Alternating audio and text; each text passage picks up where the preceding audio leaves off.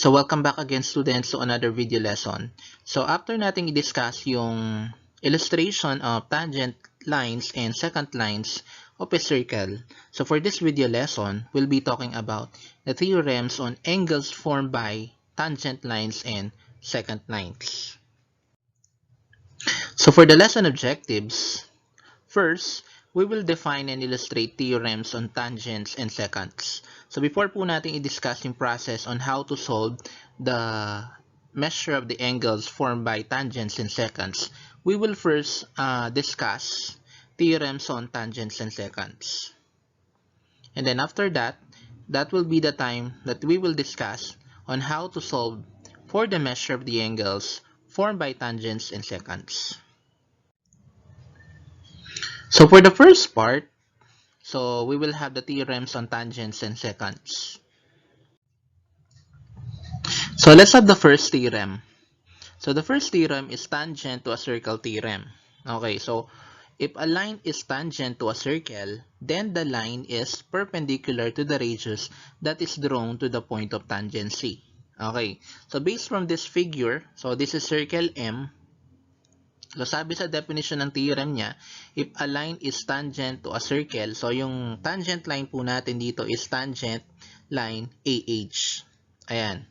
That is tangent to the given circle at point P. So point P here is considered as the point of tangency. And then the line is perpendicular to the radius. Okay, so yung radius po natin is radius MT. Ayan. That is perpendicular to the radius drawn to the point of tangency. So, kapag perpendicular siya, so nagka-create siya ng 90-degree angle, so, pwede nating sabihin na yung line na yon is tangent to the given circle. So, let's have the second theorem. So, we have two tangent theorem. So, based from this theorem, if two tangent segments drawn from the same point outside of the circle, then the segments are congruent. So let us consider the figure at the right. So yung given natin dito is circle I. And then we have two tangent segments. So anong pinagkaiba ng tangent segments sa tangent line? So kapag lines po kasi, meron po silang arrowhead. Okay, so kapag segments, wala po sila. So, meron po silang mga endpoints. Okay? So, the given tangent segments are LE. So, line segment LE and line segment NE. Okay. So, ito yung LE. Ito naman yung NE. And then, drawn sila from the same point outside the circle. So, yung same point na yun, external point is point E. Ayan siya.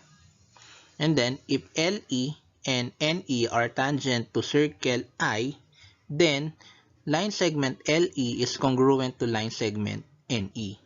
Okay, so, ibig sabihin, yung dalawang segments na yon kapag tangent sila both sa circle na given, so, pwede nating sabihin na yung mga segments na yon ay congruent. So, let's have a sample problem. So, if LE is equal to 5x plus 1 and NE is equal to 2x plus 13, find A, the value of x, B, LE, C, NE. So, using the same figure, yung kanina, so, again, let's identify the two tangent segments.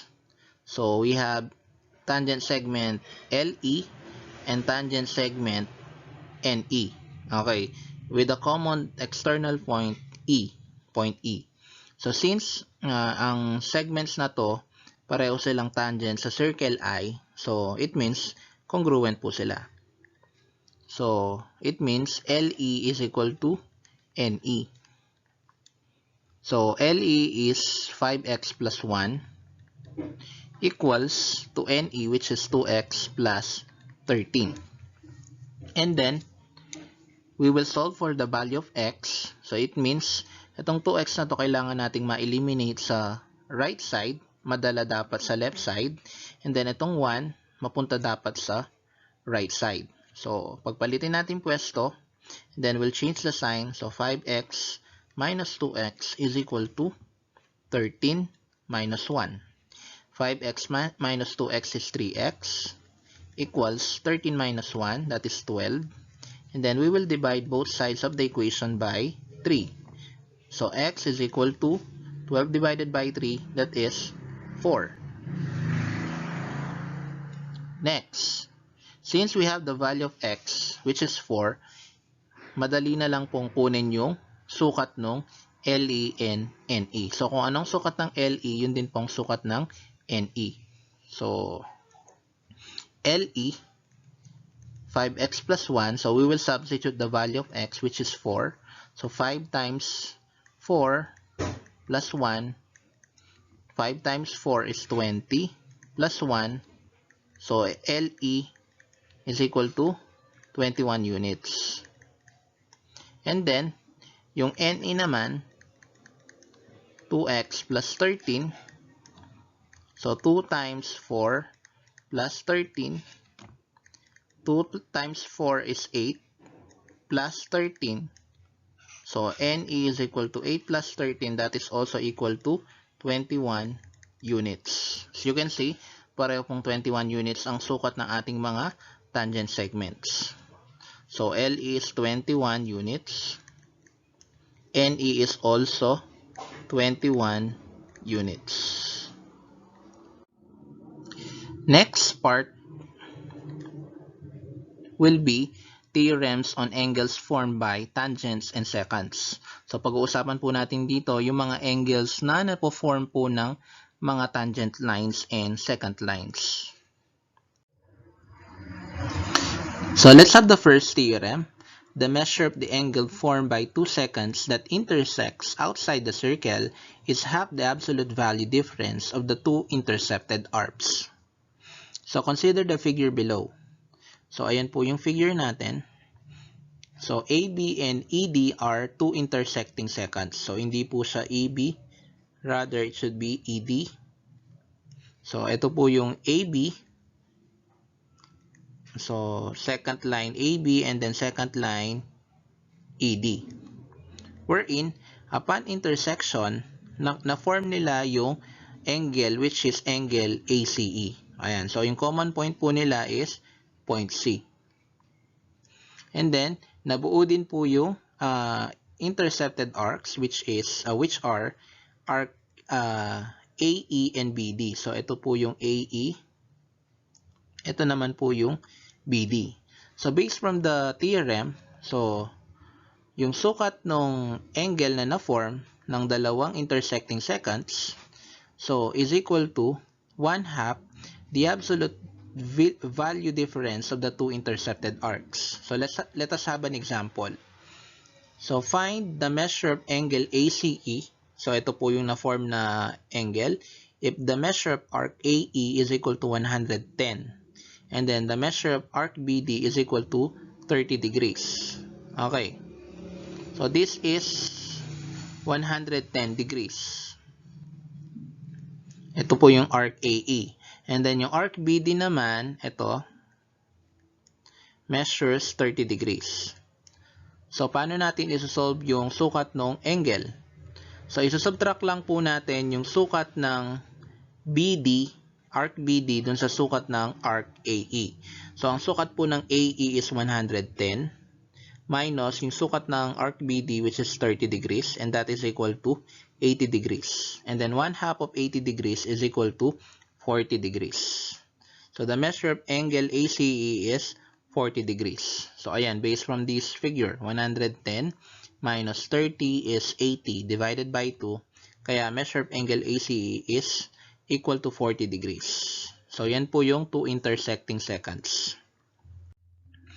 Next theorem naman tayo. So intersecting secant line and tangent line naman. Okay, so the measure of the angle formed by a secant and a tangent that intersects outside the circle is half the absolute value difference of the two intercepted arcs. So parang kagaya lang siya nung theorem number 1. So kaya lang dito, tangent line tsaka secant line yung nag-i-intersect. So let us identify the secant line and the tangent line. So line FG is a secant. Okay. And then, JH is a tangent that intersects outside the circle at point H. So, yung second line po is ito, FG. Basta yung second line, ini-intersect niya yung circle at 2 points. And then, yung tangent line naman, ayan, meron silang point of tangency which is point J. So, yung tangent line po natin dito is, ayan, HJ or JH. And then, mapo-form po yung angle na FHG. So, angle FHG, ito po yun. And then, FIJ, tsaka GJ naman, yung mga intercepted arcs ng FHG. So, yung FIJ, ito siya. FIJ, itong portion na to. And then, yung GJ naman, itong portion na yan. And then, kung paano siya isolve, ganun din po katulad nung theorem number 1. So, let's have an example. So, find the measure of FHG, so measure of angle FHJ, if the measure of arc FIJ is equal to 175 degrees, and the measure of arc GJ is equal to 89 degrees. So, i-label natin yung mga measurement. So, FIJ, ito siya, 175 degrees. And then, yung GJ naman, 89 degrees. So, ang gagawin lang natin, isusubtract natin yung 89 dun sa 175. So, 175 minus 89 is equal to 86 degrees. And then, 1/2 ng 86 degrees is 43 degrees. So, the measure of angle FHJ is equal to 43 degrees. Okay. What if ang kinukuha nating sukat is yung arc FIJ. So, measure FIJ. Ito yung unknown. And then, given yung measure na arc GJ, which is 89 degrees. Given din yung sukat ng angle FHJ, which is 43 degrees. Paano natin makukuha yung measure ng FIJ? So, ang gagawin lang po natin, ita-times 2 lang po natin yung 43 degrees, tapos i-add natin sa 89. So, 2 times 43 plus 89 degrees. So, 2 times 43 is 86 degrees plus 89 degrees. So, ang sagot po is 175 degrees na sukat ng ating isang intercepted arc. So, let's have the next theorem. So, the measure of the angle formed by two tangents that intersects outside the circle is half the absolute value difference of the two intercepted arcs. So, dito naman two intersecting tangents. So, dalawang tangent lines na nag-i-intersect sa common exterior point. So, yung tangent line natin na una is ito. Tangent line ML. And then the second one is tangent line KL. And then yung na-form na angle is angle KLM. Ito siya. Yung common point nila, common exterior point is L. So, yung intercepted arcs naman, KNM and arc KM. So, para isolve yung sukat ng angle, so, measure of arc KNM minus measure of KM divided by 2. And then, since intersecting tangent line sila, dapat yung sum ng intercepted arcs is equal to 360. Yung one rotation ng circle. So, 230 degrees, i-add natin sa 130 degrees, will give us a sum of 360 degrees. Now, let us solve for the measure of angle KLM. Tandaan, iba po yung angle sa arc. Okay?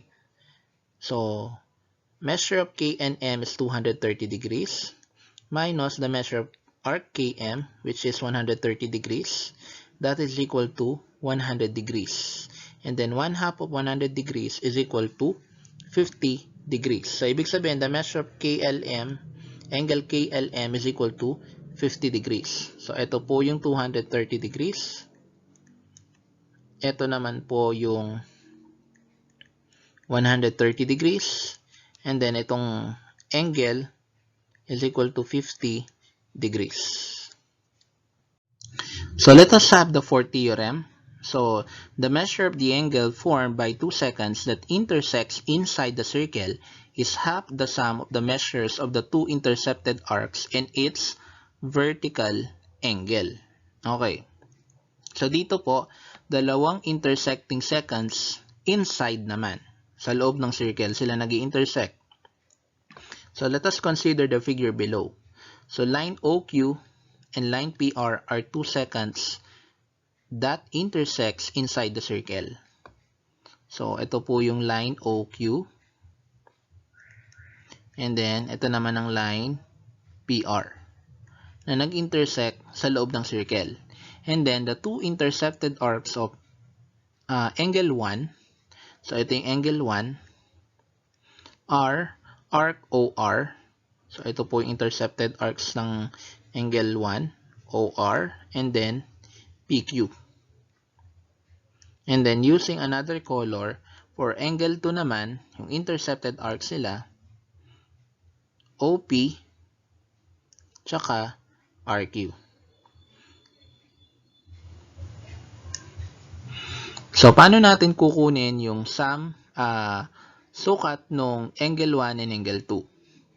Okay, so ang gagawin lang po natin, i-add lang po natin ng sukat ng kada intercepted arcs ng mga angles na yan, angle 1 and 2, and then i-divide sa 2. And then, note din na yung angle 1 tsaka angle 2 are supplementary angles. So, since adjacent angles sila, ayan. So, supplementary angles whose sum is equal to 180 degrees. Ibig sabihin, pag pinag-add natin yung sukat ng angle 1 tsaka ng angle 2, kailangan na makuha nating sukat is 180 degrees kasi nga, supplementary angle sila. Okay. Now, for the given example, so find the measure of angle 1 if measure of arc OR is equal to 95 degrees and then arc PQ is equal to 105 degrees. So, i-label natin sila. So, OR is 95 degrees and then arc PQ is 105 degrees. Ayan, yan po yung intercepted arcs ng angle 1. And then, i-add lang po natin yung dalawang sukat na yon. So, 95 degrees plus 105 degrees is equal to 200 degrees. So, 1/2 of 200 degrees is equal to 100 degrees. So, ibig sabihin po, ang sukat ng angle 1 ay 100 degrees. Okay, next, for angle 2 naman, so the measure of arc OP is equal to 45 degrees and then for arc RQ naman is equal to 115 degrees. So by the way, so kapag pinag-add natin ng sukat ng mga intercepted arcs na yun, yung apat, kailangan ng sum po is 360 degrees. Okay? So, i-label lang natin yung arc OP, 45 degrees. And then, ito namang RQ, 115 degrees. Okay? So, i-add lang natin yun. So, 45 degrees plus 115 degrees, that is equal to 160 degrees. And then, 1/2 of 160 degrees is equal to 80 degrees.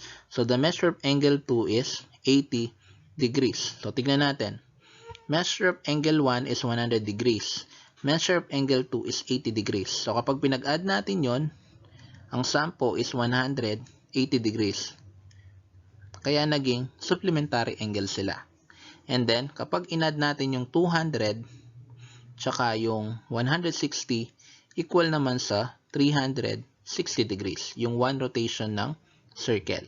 So, yan lang po yung theorem number 4. So for the last theorem, the measure of the angle formed by a secant and a tangent that intersects at the point of tangency is half the measure of its intercepted arcs. So dito po, isang secant line tsaka isang tangent line ang nag-i-intersect dun mismo sa point of tangency ng circle. Okay. So, SB is a secant line. Okay, ito po yung SB. Ini-intersect niya yung dalawang points, S and B, V. And then, yung UW naman is considered as the tangent line. Then, yung point of tangency nila is point V. So, STV, so arc STV, ito, arc STV and arc SV are the intercepted arcs of angle SVU and angle SVW.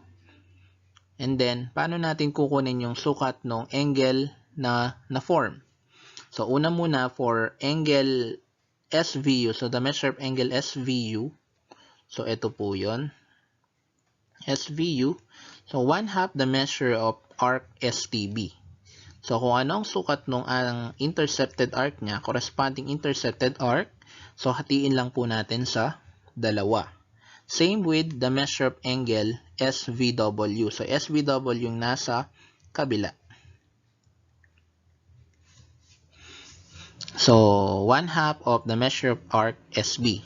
And then, take note din na yung sum nung measure of angle SVU and measure of angle SVW are supplementary. So, 180 degrees din po yun kapag pinag-add natin. So, let's have the example. So, find the measure of angle SVU if the measure of arc STV is equal to 222 degrees. So, yung sukat ng arc STV, label natin 222 degrees. So, ayan po. Hatiin lang po natin yun sa dalawa. So, the measure of angle SVU is 111 degrees. So, ayan. Ito po yung sukat niya, 111 degrees. And then, find the measure of angle SVW if measure of arc SV is equal to 138 degrees. So, yung kabila naman is 138 degrees. And then, kapag pinag-add dapat natin yung 222 degrees tsaka 138 degrees, equal din po dapat sa 360. So, kapag pinag-add natin yan, this is 360 degrees. Kasi one rotation of circle po kasi yun. And then, the measure of arc SV is equal to 138 degrees. So, 1/2 nun is yung sukat ng measure of angle SVW, which is 69 degrees. So, 138 degrees divided by 2 is equal to 69 degrees. Now, kapag pinag-add natin ang sukat ng angle SVU tsaka sukat ng angle SVW, equal po sa 180 degrees. So, 111 degrees plus 69 degrees is equal to 180 degrees. So, 111 degrees plus 69 degrees is 180 degrees. As you can see, equal po sila both sides. So, yan lang po yung theorem na yan. So, after natin i-discuss yung theorems on angles formed by tangent lines and secant lines, our next lesson will be theorems on two intersecting chords, tangent segments, and secant segments. So, that's all. Thank you.